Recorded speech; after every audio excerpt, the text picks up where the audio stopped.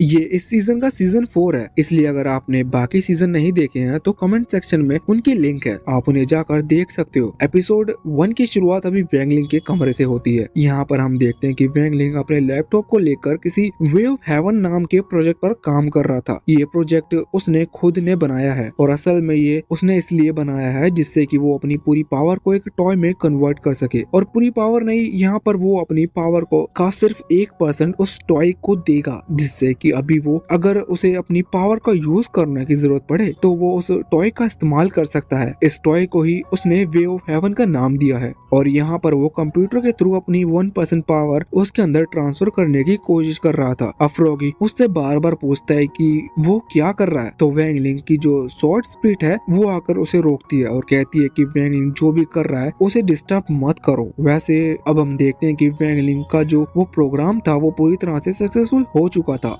इसके बाद वो अपने उस टॉय के ऊपर हाथ रखता है जिसको उसने वे ऑफ हेवन के लिए चुना है और अपनी 1% पावर उसे दे देता है, क्योंकि पिछले सीजन में हमने देखा था कि वैंगलिंग जब अपनी पावर को इस्तेमाल करता है इस चीज से बहुत ही ज्यादा डिस्ट्रक्शन फैल जाता है और वैंगलिंग की पावर पर उसका खुद का इतना कंट्रोल नहीं है कि वो सिर्फ 1% पावर का यूज कर सके। वैसे अब स्कूल का टाइम हो चुका था, इसलिए वो वहाँ से निकल जाता है तैयार होकर। जब वो स्कूल जाने वाला था तभी उसे सनरोंग का मैसेज आता है। वो पूछती है कि वो कब आ रहा है। इस पर वो कहता है कि हाँ वो घर से निकल ही रहा है। अब सनरोंग कहती है कि तुम आज होने वाले टेस्ट के लिए पूरी तरह से तैयार हो। इस पर वैंगलिंग कहता है कि हाँ मैं तैयार हूँ। वैसे सनरोंग को पिछले सीजन में पता लग चुका था कि वैंगलिंग के पास इतनी ज्यादा पावर है, इस वजह से वो यहाँ पर ये कह रही थी कि चिंता मत करो, तुम्हारी पावर के बारे में मैं किसी को नहीं बताऊंगी, लेकिन तुम अपनी पावर का थोड़ा कम इस्तेमाल करना, क्योंकि हर बार उस चीज से डिस्ट्रक्शन फैल जाता है। अब वैंगलिंग हाँ करते हुए जब खड़ा हो रहा था कि इतने में ही वहाँ पर उसके फादर आ जाते हैं। वो वैंगलिंग को रोकते हैं और कहते हैं कि मैंने बहुत ही ज्यादा इम्पोर्टेंट चीज बनाई है, ये एक गैजेट है और ये इस तरह का गैजेट है कि इसमें एक बटन दबाते ही सामने वाले का कुछ समय पहले की बातें भूल जाएगा। असल में वैंगलिंग जब भी डिस्ट्रक्शन फैला देता है और उसके बाद जब वो लोग को भुला देता है तो इस चीज में कितने लोगों की याददाश्त जाती है इसका कोई भी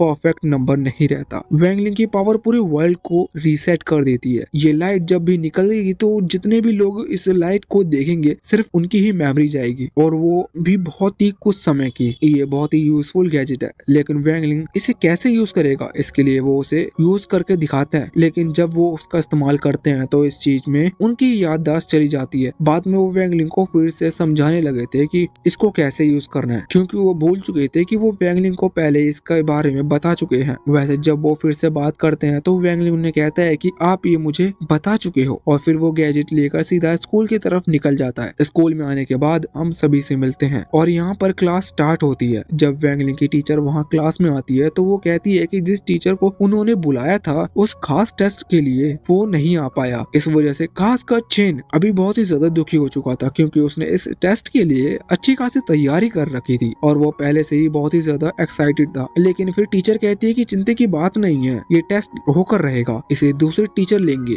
और अभी इस टेस्ट को वैंगलिंग के टीचर लेने वाले थे जो कि अभी उनकी क्लास में नेचुरली उन्हें पढ़ाई करते थे। वैसे वैंगलिंग अपनी वो नए गैजेट को निकाल कर तैयार था, क्योंकि वो जानता था इसका यूज उसे बहुत ही जल्द करना पड़ेगा। इसके बाद अब सीन चेंज होता है। हम देखते हैं कि स्कूल उस बड़ी जिम के अंदर, जिम पहले से ही बड़ी हो चुकी थी और उसे फिर से रेनोवेट करा लिया गया है। अब हमें पता चलता है कि ये पूरी तरह से डिस्ट्रॉय हो चुकी थी, लेकिन इसे वापस से इस तरह बनाने में सनरोंग के फादर ने मदद की है। उन्होंने इस पूरे खर्चे को उठाया था और इसे वापस से रेनोवेट किया था। अभी हम देखते हैं कि ये जो भी टेस्ट होने वाला है इसके तैयारी के लिए सभी स्टूडेंट पूरी तरह से एक्सरसाइज में लगे हुए थे। वैंगलिंग और उसका ग्रुप ही था जो कि बैठकर अभी बातें कर रहे हैं। अब तभी वहाँ पर उनके वो टीचर आते हैं। टीचर बताते हैं कि आज उनका शॉर्ट टेस्ट होने वाला है, तलवार चलाना सिखाएंगे। यहाँ पर फिर तलवार जो उन्हें सिखाई है या फिर तलवार जो उन्हें सीखी है उसके बारे में नहीं देखेंगे। वो उनकी स्किल्स पर फोकस नहीं करने वाले, बल्कि वो उनके इंटरनल एनर्जी को फोकस करेंगे। इससे पता चलेगा कि वो किस तरह से स्वॉर्डमैन बनने के लायक है। यहाँ पर आते ही वो अब सबसे पहले एक इमेज दिखाते हैं। ये वे ऑफ हेवन स्वॉर्ड्स के स्वॉर्ड्समैन है और ये सबसे टॉप में आते हैं। असल में वे ऑफ हेवन स्वॉर्ड का स्वॉर्ड्समैन बनना कोई आसान काम नहीं है। वैसे यहाँ पर टीचर ये भी बताते हैं कि उनका जो वर्ल्ड है उसके अंदर टोटल 3000 ऐसी तलवारें हैं जिन्हें वे ऑफ हेवन स्वॉर्ड कहा जाता है और सिर्फ 3000 ही ऐसे लोग हैं जो ही उन्हें कंट्रोल कर पाते हैं, लेकिन उनमें से एक बन पाना बहुत ही ज्यादा मुश्किल है। वैसे तभी यहाँ पर गोहाव कहने लगा था कि क्या हम लोग भी उनमें से एक बन सकते हैं। इस चीज पर टीचर हंसते हुए कहते हैं कि बिल्कुल ये पॉसिबल है, लेकिन इसके बारे में वो कुछ नहीं कह सकते कि हाँ वो बन पाएंगे कि नहीं, क्योंकि ये तो सब के बस की बात नहीं है कि कौन बन पा रहा है कौन नहीं। ये उनकी इंटरनल एनर्जी बताती है कि वो इस काबिल भी हैं कि नहीं। और यहाँ पर हमें ये भी पता चलता है कि असल में जो 3000 वे ऑफ हेवन की स्वॉर्ड है वो सभी को नहीं मिली है। इसका मतलब कई सारी तलवारें हैं अभी सभी से छुपी हुई हैं। पर गोहाव पूछता है कि इस चीज के बारे में पता कैसे चलता है कि हम उस काबिल हैं कि नहीं। तो ये बात सुनते ही टीचर हंसने लगे थे और कहते हैं कि यही तो आज तुम्हारा टेस्ट होने वाला है। इसके बाद वहाँ जिम के सेंटर में जो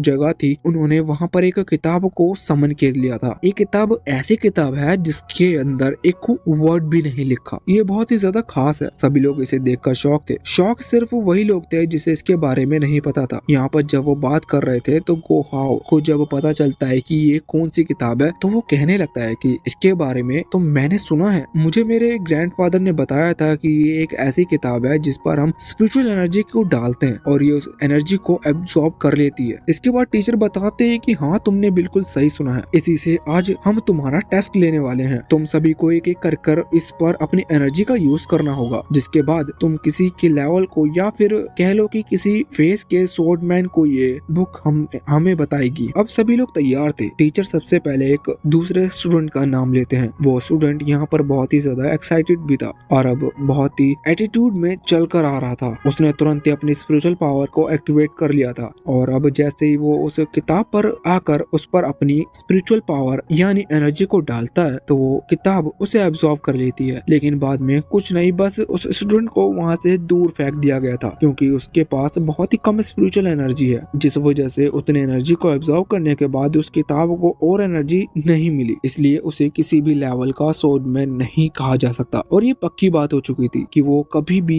एक वे ऑफ हेवन का स्वॉर्ड्समैन नहीं बन सकता। जब वो दूर फेंक गया था तो उसकी स्पिरिचुअल एनर्जी पूरी तरह से खत्म हो गई थी। इस वजह से वो यहाँ पर बेहोश भी हो चुका था और उसके दोस्त उसे होश में लाने की कोशिश कर रहे थे। तभी सीन चेंज होता है। हम वैंगलिंग को देखते हैं जो कि इस वक्त अपने उस वे ऑफ हेवन टॉय के साथ बात कर रहा था। वैसा भी वैंगलिंग उसी जिम में ये कुछ टाइम पहले का सीन है। यहाँ पर वैंगलिंग उससे हेल्प मांगता है क्योंकि उसे पता था कि कल जो टेस्ट होने वाला है उसमें वो अपनी पूरी पावर का इस्तेमाल नहीं कर सकता, उसे बस अपनी 1% पावर का इस्तेमाल करना है। इस वजह से वो यहाँ पर वे ऑफ हेवन टॉय के साथ बात करता है, लेकिन इस पर वे ऑफ हेवन वाला टॉय वो मना कर देता है। पर बाद में वैंगलिंग ने उसे ड्राई नूडल्स देकर मना लिया था। अब वहाँ वापस से करंट टाइम में हम देखते हैं कि उस स्टूडेंट के बाद में टीचर चेन को बुलाते हैं। चेन आगे बढ़ता है और वो उस दूसरे स्टूडेंट से भी ज्यादा एक्साइटेड लग रहा था। वो अपनी पूरी स्पिरिचुअल एनर्जी को यूज करते हुए उस किताब पर हाथ रखता है। वो किताब उसकी स्पिरिचुअल एनर्जी को एब्सॉर्ब करती है और उसने चेन को वहां से दूर नहीं फेंका था क्योंकि चेन की स्पिरिचुअल एनर्जी उस बुक के लिए काफी थी। और इसके बाद हम देखते हैं कि उस बुक के ऊपर एक स्वॉर्ड्समैन की शैडो दिखने चालू हो जाती है। यहाँ पर ये अपनी किसी टेक्निक का इस्तेमाल कर रहा था। हमें पता चलता है कि चेन फेस 3rd पर है, जिस चीज पर टीचर कहते हैं कि ये तो बहुत अच्छी बात है। अगर तुम इतनी एज में 3rd फेस पर पहुंच चुके हो तो ये पक्की बात है कि तुम कुछ टाइम बाद ही बहुत ही ज्यादा अच्छे स्वॉर्ड्समैन बनोगे। वैसे जब चेन वहाँ नीचे आता है तो सभी लोग उसकी तारीफ करने लगे थे, जिस चीज में बहुत ही ज्यादा खुश था। वैसे अब कुछ और स्टूडेंट का टेस्ट होने के बाद फिर फाइनल नंबर आता है वैंगलिंग का। टीचर उसे बुलाते हैं, वो आगे बढ़ता है और अभी उसका टेस्ट स्टार्ट होने से पहले टीचर उससे एक पेपर दिखा रहे थे। वो उसे बताते हैं कि चिंता करने की कोई बात नहीं है, ये किताब बहुत ही ज्यादा रेयर है, लेकिन उन्होंने इस चीज पर इंश्योरेंस कर रखा है। इसका मतलब हर बार की तरह अगर वैंगलिंग अपनी ज्यादा पावर यूज कर देता है और इस चीज से इस किताब को डैमेज पहुंचता है तो उन्हें इस चीज के पैसे मिल जाएंगे। इस चीज पर टीचर बहुत ही ज्यादा खुश लग रहे थे क्योंकि उन्हें लग रहा था कि हाँ कुछ ना कुछ गड़बड़ हो सकती है। वैसे दूसरी तरफ अभी सनरॉन्ग की टीचर कहती है कि क्या आपने इस जिम का भी इंश्योरेंस कर रखा है? इस चीज पर टीचर कहते हैं कि नहीं, ये तो बहुत बड़ी है, इतना ज्यादा डिस्ट्रक्शन नहीं होगा, इसलिए दिक्कत की बात नहीं है। पर इस चीज पर सनरॉन्ग सोच रही थी कि इसका भी इंश्योरेंस करना जरूरी था। इसके बाद हम कुछ पुराने सीन्स देखते हैं, जैसे कि वो सबसे पहले वाला सीन जिसमें वैंगलिंग ने उस डीमन किंग के साथ फाइट की थी और इस चीज में वो डीमन किंग के साथ साथ सिटी के कई सारे बड़े बड़े मॉन्यूमेंट भी डिस्ट्रॉय हो चुके थे। अब इसके बाद हम यहाँ करंट टाइम में आ जाते हैं। हम देखते हैं कि वैंगलिंग आगे बढ़कर उस किताब पर हाथ रखने वाला था, लेकिन वो कुछ दूरी पर अपना हाथ रोक लेता है और उसकी जो स्वॉर्ड स्पिरिट वो उसकी मदद से उस बुक को टच करवाता है क्योंकि वो जानता था कि उसकी स्वॉर्ड स्पिरिट की पावर उससे कई गुना कम है। कई गुना से मतलब वो सिर्फ 1% है और उसका पावर कंट्रोल करने के लिए अभी वो वे ऑफ हेवन वाला टॉय बैठा हुआ था। लेकिन जब उस बुक को टच करते हैं तो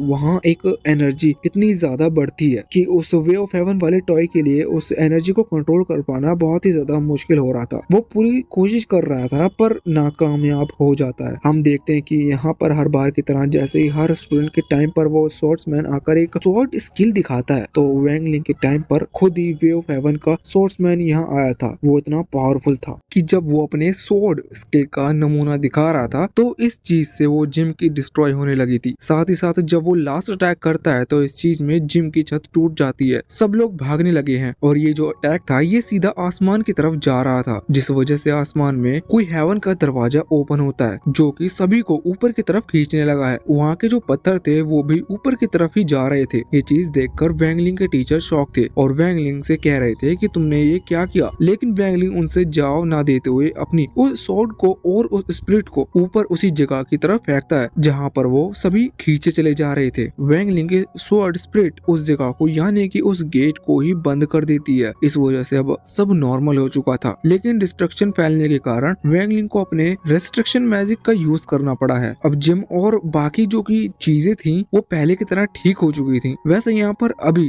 सबकी याददाश्त है तो जब सनरोंग वैंग लिंग से पूछने के लिए आ रही थी कि वो ठीक है कि नहीं, तभी वैंग लिंग अपनी उस नई गैजेट का यूज करता है जिसकी मदद से सभी की याददाश्त कुछ टाइम पहले चली जाती है। अब सब नॉर्मल हो चुका था, लेकिन इस लाइट का यूज वैंग लिंग ने जब किया था तब सनरोंग उसके बहुत ही पास आ चुकी थी। इस वजह से इस लाइट को देखते हुए वो यहाँ पर बेहोश हो जाती है। टीचर तुरंत ही कहते हैं कि इसे डॉक्टर को दिखाना चाहिए। वैसे डॉक्टर पहले से तैयार थे क्योंकि इस बुक का इस्तेमाल करने के बाद कई स्टूडेंट बेहोश होते, वो उसे वहाँ पर ले जाते हैं। तभी सीन चेंज होता है और हम दूसरे एक मास्टर को देखते हैं। असल में वैंग लिंग ने जब उस बुक को टच किया, मतलब अपनी स्पिरिट को उस बुक को टच कराया और जो कुछ भी डिस्ट्रक्शन फैला और वो जो बड़ी सी तलवार ऊपर की तरफ से दिख रही थी वो ये मास्टर देख रहे थे। ये यहाँ पर खड़े हो जाते हैं और उनका चेहरा देखकर लग रहा था कि ये बहुत ही ज्यादा एक्साइटेड है वैंग लिंग से मिलने के लिए। अब यहाँ से सीन चेंज होता है। अगले सीन में हम तीनों लोग को दिखाया जाता है जो कि इस वक्त अपने मास्टर की फोटो के सामने उन्हें प्रणाम कर रहे थे। वो अपने सामने वाले मास्टर को यहाँ पर मास्टर चेन कहकर बुला रहे थे। ये हमारा वाला चेन नहीं है, ये कोई और है। वैसे जब ये उन्हें प्रणाम कर लेते हैं और बैठ जाते हैं तो ये तीनों बात कर रहे थे कि उनका चौथा साथी कहाँ पर है, और उनका जो चौथा साथी है उसका नाम है जिंग जी हाओ। लेकिन अभी वो यहाँ पर नहीं था। एक मास्टर को गुस्सा आ रहा था। वो कह रहा था कि आखिर ये कहाँ गया,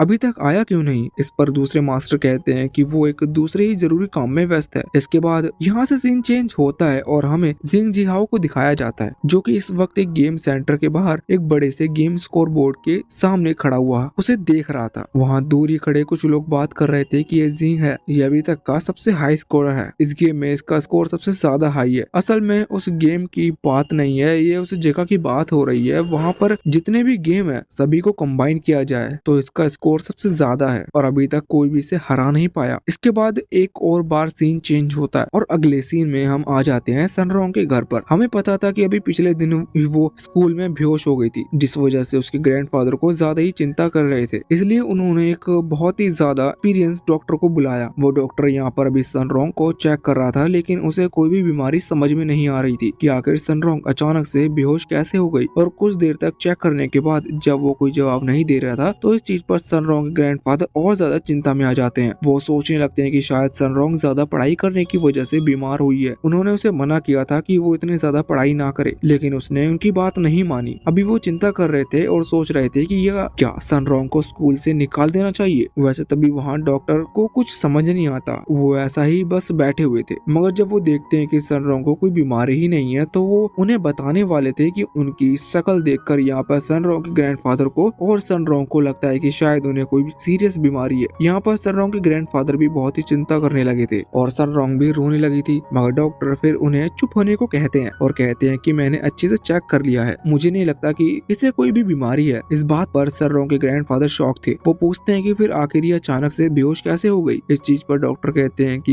यही चीज मुझे समझ नहीं आ रही, इसके शरीर में किसी भी विटामिन की कमी नहीं है, फिर भी अचानक से बेहोश कैसे हो सकती है। वैसे उन्हें लग रहा था कि शायद सनरोंग के ऊपर बर्डन है किसी चीज का, जैसे कि पढ़ाई का बर्डन या फिर किसी बात का, इस वजह से अचानक से बेहोश हो गई। लेकिन अभी ये चीज साबित नहीं हुई है। इस वजह से वो कहते हैं कि वो सनरोंग सनरोंग को फिर से चेक करेंगे। यहाँ पर वो अपना कार्ड भी देते हैं और जब सनरोंग के ग्रैंडफादर उस कार्ड को देखते हैं तो वो कहते हैं कि ये तो बहुत ही पुराने अपार्टमेंट का लग रहा है जो कि यहाँ से कुछ बहुत ही ज्यादा दूर है। इस चीज पर वो बोलते हैं कि हाँ मैं जानता हूँ, मगर क्या करें, हमारी जो बिल्डिंग है जो कि सिटी में बनने वाली थी उसका काम पूरा ही नहीं हो पा रहा था, इस वजह से हमें वहीं पर रहना पड़ा है। वैसे अचानक से सनरोंग के ग्रैंडफादर उन्हें इग्नोर करते हुए अपने फोन में लग जाते हैं, जिसके बाद डॉक्टर भी बैठ गए थे और कहने लगे थे कि आप इसमें कुछ नहीं कर सकते। और अब वो चाय पीते हुए जब टीवी के बटन दबाते हैं तो वहाँ पर टीवी में न्यूज आ रही थी कि सनरोंग की फैमिली वही जो डॉक्टर है उसका जो भी नाम है उसके अस्पताल को पूरी तरह से स्पॉन्सर कर रही है, जिससे कि अब एक बड़ा सा हॉस्पिटल यहाँ सिटी में क्रिएट होगा। वो डॉक्टर ये देखकर बहुत ही ज्यादा शॉक हो चुका था। वैसे इसके बाद एक बार फिर से सीन चेंज होता है और अब हम वैंगलिंग को देखते हैं। वो घर से अभी सनरोंग के घर की तरफ निकल रहा था, लेकिन तभी उसकी मदर वहाँ पर आकर उसे रोकती है और कहती है कि क्या तुम इस तरह से कपड़े पहनकर सनरोंग से मिलने जा रहे हो। और उसके बाद वो सनरोंग से उसे कपड़े बदलने को कहती है। अब सीन में हम देखते हैं कि वैंगलिंग सनरोंग के घर पे पहुंचने वाला था, उसके साथ में अभी फ्रॉगी भी आया हुआ था। वैसे अभी और कोई साथ नहीं है। इसका रीजन हमें पता चलता है कि एक रात पहले उन्होंने प्लान किया था कि सनरोंग से मिलने जाना है क्योंकि उसकी तबीयत खराब है, लेकिन सभी को कुछ न कुछ काम आ गया था। जैसे कि चेन बताता है कि वो पहले ही बहुत ही ज्यादा हार्ड ट्रेनिंग कर रहा है, इस वजह से वो नहीं जा सकता। गोहाव का अलग रीजन था, उसके जो पेरेंट्स हैं उनकी जो पेट शॉप है वो अभी उसे भी संभालना है 2 दिन के लिए, इसलिए वो भी नहीं आ सकता। लिन को अभी पार्ट टाइम जॉब संभालनी है, अगर वो नहीं जाएगी तो उसकी पेमेंट काट ली जाएगी, इस वजह से वो अभी नहीं आ सकती। वैसे उन्होंने कुछ गिफ्ट ले लिए थे जो कि सनरोंग को देने थे, लेकिन अब कोई भी नहीं जा रहा था तो इसलिए वो फैसला करते हैं कि वो गिफ्ट स्कूल में दे देंगे। तभी लिन को आइडिया आता है कि क्यों ना वो वैंगलिंग को सारे गिफ्ट दे दे और वैंगलिंग उन्हें जाकर मिले। और वैंगलिंग ने अभी हाँ कर दी थी क्योंकि उसके पास कोई और रीजन नहीं था मना करने के लिए। अब वैंगलिंग यहाँ गेट के अंदर आता है और आगे बढ़ने लगता है, तभी दूर से उसे सनरोंग देख लेती है और वो चिल्लाकर उधर बुलाती है। वैसे हम देखते हैं कि अभी फ्रॉगी ने भी पास में लगे एक सीसीटीवी कैमरा को देख लिया था जो कि अभी वैंगलिंग के ऊपर ही पॉइंट किया हुआ था। ये सीसीटीवी कैमरा की फुटेज अभी सनरोंग के ग्रैंडफादर के सामने चल रही है, वो अभी वैंगलिंग को देख रहे हैं। वैसे यहाँ पर उनके साथ में एक लड़का और खड़ा हुआ है, ये असल में उनके लिए काम करता है और ये कह रहा था कि जो वॉइस ट्रांसमीटर है जिसमें आवाज भी सुनाई देती है कि सनरोंग और वैंगलिंग क्या बात कर रहे हैं उसका भी यूज करना चाहिए। पर इस पर सनरोंग के ग्रैंडफादर कहते हैं कि इसकी जरूरत नहीं है, वैंगलिंग से सनरोंग को हो कोई खतरा नहीं। पर इस पर वो लड़का कहता है कि नहीं, हम रिस्क नहीं उठा सकते, वैंगलिंग भी पावरफुल है, ये बात हमें पता है, और साथ ही साथ उसका जो डॉग है वो भी पावरफुल है। अब इस पर सनरोंग के ग्रैंडफादर कहते हैं कि हाँ ये बात तो तुम बिल्कुल सही कह रहे हो, दोनों ही पावरफुल है। और वो फिर तभी कहते हैं कि मैं सही कह रहा हूँ ना फ्रॉगी, तो इस पर फ्रॉगी हाँ करता है। वैसे वो लड़का ये देखकर बहुत ही ज्यादा शॉक था कि असल में वो डॉग वहाँ पर कब आ गया, क्योंकि उसने उस डॉग को आते हुए नहीं देखा था। वैसे अब वो फ्रॉगी वहाँ पर आगे आकर कहता है कि इसका शक बिल्कुल सही है, मैं भी पावरफुल हूँ। वैसे इसके बाद अब वो फिर से वो स्क्रीन की तरफ देखने लगे थे। हम ये देखते हैं कि ये लड़का अभी बहुत ही ज्यादा दुखी लग रहा था और हमें पता चलता है कि असल में ये सनरोंग का बहुत ही अच्छा दोस्त है, मतलब जब वो छोटे थे तब साथ में खेला करते थे। और अभी वैंगलिंग के आ जाने से ये लड़का यहाँ पर बहुत ही ज्यादा जेलस फील कर रहा था और ये दुखी था कि ये सबसे पहले सनरोंग का दोस्त बना था। तो आखिर अब सनरोंग वैंगलिंग ने क्यों दोस्ती की।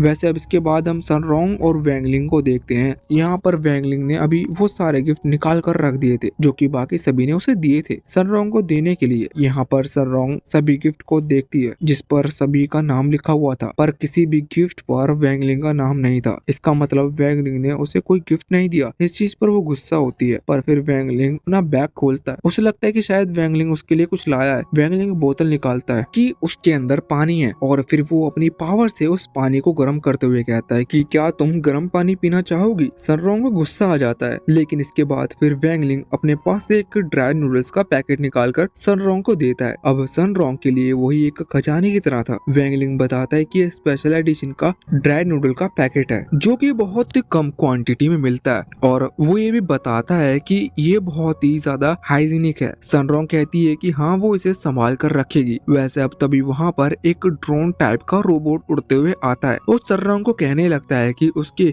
रिकवरी टेस्ट का टाइम हो चुका है, जिसके बाद सनरोंग कहती है कि हाँ मैं आ रही हूँ। और इसके बाद वो वैंगलिंग से पूछती है कि क्या तुम उसके साथ चलना चाहोगे इस रिकवरी टेस्ट के लिए। वैंगलिंग को उसके बारे में नहीं पता था कि ये क्या होता है, पर सनरोंग कहती है कि ये बहुत ही इंटरेस्टिंग चीज है, अगर तुम चलना चाहो तो चल सकते हो। इसके लिए वैंगलिंग इस पर हाँ कर देता है। अब अगले सीन में वो उस जगह पर पहुंच चुके थे। हम देखते हैं कि यहाँ पर बहुत सारे गेम है और इन्हीं गेम को खेलकर सनरोंग का यहाँ पर पर टेस्ट होने वाला था। सबसे पहले तो उसको वहाँ पर अपना नाम रजिस्टर करना था। वो अपना ऐसे ही कोई सा भी नाम रजिस्टर कर देती है। उसने रियल नेम नहीं लिखा था। इसके बाद गेम चालू होता है। हम देखते हैं कि सामने एक मशीन रखी हुई थी जिस पर बटन दबाकर अंदर जो भी सॉफ्टवेयर है उसको निकालना है। सनरॉन्ग को सबसे ज्यादा पसंद आता है वो फ्रॉगी जैसे दिखने वाला सॉफ्टवेयर। इस वजह से वो ट्राई करती है, मगर वो पूरी कोशिश करने के बाद भी फेल हो जाती है। लास्ट में जब उसकी रिपोर्ट आती है तो हमें पता चलता है कि उसकी रिपोर्ट में उसका विजन बी पॉजिटिव आया है। वैसे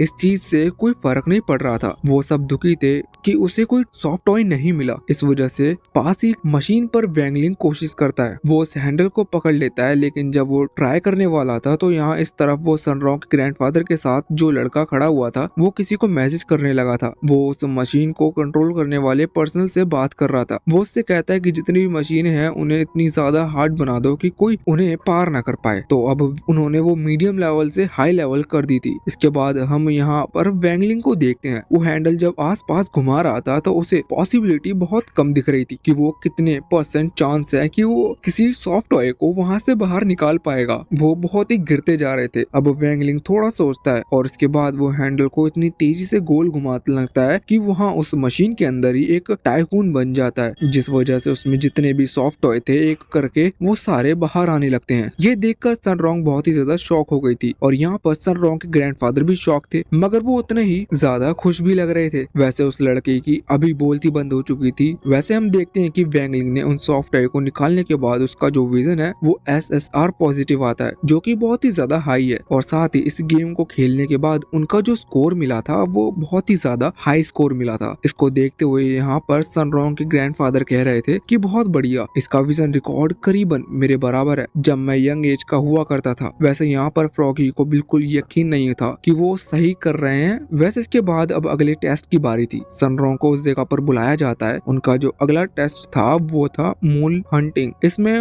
हॉल के अंदर से मॉल्स जैसी कोई चीज निकलेगी, उन्हें बस हैमर से उसे हिट करना है। वैसे यहाँ पर वैंगलिंग इस टेस्ट को परफॉर्म कर रहा था। वो इतनी स्पीड से उन सभी हॉल्स के ऊपर वो हथौड़े मारता है कि मॉल किसी भी हॉल से निकले तो वो हथौड़ा उन्हें हिट कर रहा था। लास्ट में वो जो मशीन थी उसकी स्प्रिंग निकल जाती है, यानी कि वो खराब हो जाती है और वैंगलिंग को बहुत ही ज्यादा स्कोर मिलता है क्योंकि उसने एक ही बार में उस मूल को हिट किया था। यहाँ पर जो सनरॉन्ग के ग्रैंडफादर हैं वो इसको भी देखकर बहुत ज्यादा शॉक थे और कह रहे थे कि हाँ सच में ये बिल्कुल मेरी तरह है। वैसे वो उस लड़की से भी कहते हैं कि ये मशीन तो खराब है, वैंगलिंग को 2-3 बार हथौड़े मारने से ये टूट गई थी, इन्हें फिक्स कराओ वरना इससे किसी को भी चोट लग सकती है। वैसे यहाँ पर अब वो लड़का फिर से उसी बंदे से कांटेक्ट कर रहा था जो कि उन मशीनों को कंट्रोल करता है। ये उससे कहता है कि मैंने तुम्हें लेवल डिफिकल्ट करने को कहा था। इसके बाद वो कहता है कि लेवल को कितना डिफिकल्ट कर दो कि वो पार ही ना कर पाए, मतलब वो ब्लॉक हो जाए जिससे कि वो पार ही किया ना जा सके। बस इसके बाद अब वो अगले गेम की तरफ बढ़ते हैं। यहाँ पर उन्हें बास्केटबॉल खेलना था। वैंगलिंग एक बॉल को उठाता है, लेकिन हम देखते हैं कि वो जो बास्केट था उसका साइज बिल्कुल छोटा होता जा रहा था। वो बिल्कुल बॉल के साइज हो गया था, मतलब अगर बॉल आजू बाजू भी टकराती है तो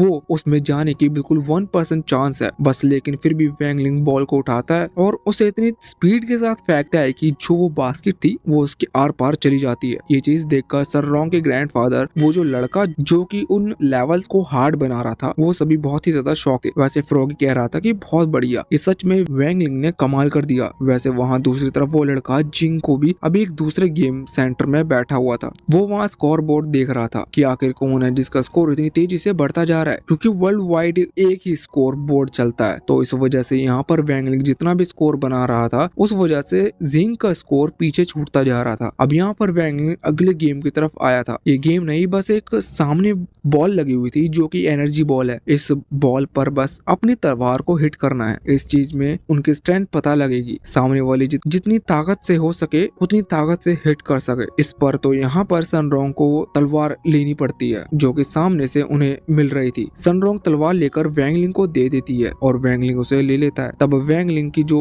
शॉर्ट स्पिरिट थी वो कहती है कि तुम बस धीरे से उसे उसे टच कर देना, क्योंकि हमें ज्यादा स्कोर नहीं बढ़ाना और वैसे भी ज्यादा डिस्ट्रक्शन नहीं फैलाने। वैंगलिंग बात मानते हुए बस उसे धीरे से तलवार को सामने बॉल पर टच कर देता है, जिस चीज से वो बॉल टूट जाती है और सामने की दीवार भी टूट जाती है। साथ ही वो मशीन भी पूरी तरह से डिस्ट्रॉय हो चुकी थी। इस वजह से जो स्कोर बोर्ड था वो फिर से शेक करता है और वैंगलिंग का स्कोर फिर से कई गुना ज्यादा बढ़ जाता है। दूसरी तरफ हम अभी जिंग को देखते हैं, जो कि इस वक्त बहुत ही ज्यादा शॉक था और बहुत ही ज्यादा गुस्से में था। वो कह रहा था कि आखिर ये कौन है जिसने मेरे स्कोर को तोड़ दिया। वैसे बाद में हम देखते हैं कि इतना ज्यादा हाई स्कोर क्रिएट करने के बाद वैंगलिंग को सभी स्कोर के बदले सॉफ्ट टॉय दिया गया था और जैसे वैंगलिंग सनरॉन्ग को दे देता है। सनरॉन्ग कहती है कि इसे तो तुमने जीता है तो ये मुझे क्यों दे रहे हो, पर वैंगलिंग इस पर कुछ ना कहते हुए बस उससे कहता है कि तुम्हें जल्द से जल्द रिकवर कर लेना चाहिए। अब सनरॉन्ग बहुत ही ज्यादा खुश थी, वो उसे सॉफ्ट टॉय को लेते हुए और ये उसके लिए गिफ्ट था। जैसे बाकी सभी ने उसे अलग अलग गिफ्ट दिए थे, वैसे ही वैंगलिंग की तरफ से ये उससे मिला था। वो खुश थी। अगले सीन में हम देखते हैं कि वैंगलिंग वहाँ सनरॉन्ग के घर से निकल चुका था। बाहर आने के बाद फ्रॉगी वैंगलिंग से कह रहा था कि तुमने खेल खेल में अपना स्कोर बहुत ही ज्यादा आगे बढ़ा लिया है। इस चीज से 4 एलिफेंट में से एक गुस्सा हो सकता है। यहाँ पर वो उस लड़की जिंग की बात कर रहा था। वैंगलिंग पूछता है कि आखिर ये कौन है, तो उस पर फ्रॉगी बताता है कि ये सोर्ड स्केट में से 4 लोग हैं। वो बहुत ही ज्यादा एडिक्टिव है अपने स्कोर को लेकर। उसे हमेशा अपना स्कोर हाई पर चाहिए था, मगर तुमने उसको स्कोर को तोड़ दिया है। शायद वो तुमसे बदला लेगा। इस पर वैंगलिंग कहता है जो होगा देखा जाएगा। लास्ट में बस हमें जिंग को देखते हैं, जो कि अभी अपना गुस्सा उस बॉल के ऊपर निकाल रहा था, पर वो बॉल टूट नहीं रही थी। इस वजह से वो अपनी तलवार तोड़ देता है और कहता है कि जो कोई भी है उससे मैं बदला लेकर रहूंगा। और इसके साथ ये पार्ट यहीं पर खत्म होता है। वैसे अगर आपने चैनल को सब्सक्राइब नहीं किया है तो कर लीजिएगा। साथ ही यहाँ तक वीडियो देखने के लिए आपका बहुत बहुत शुक्रिया।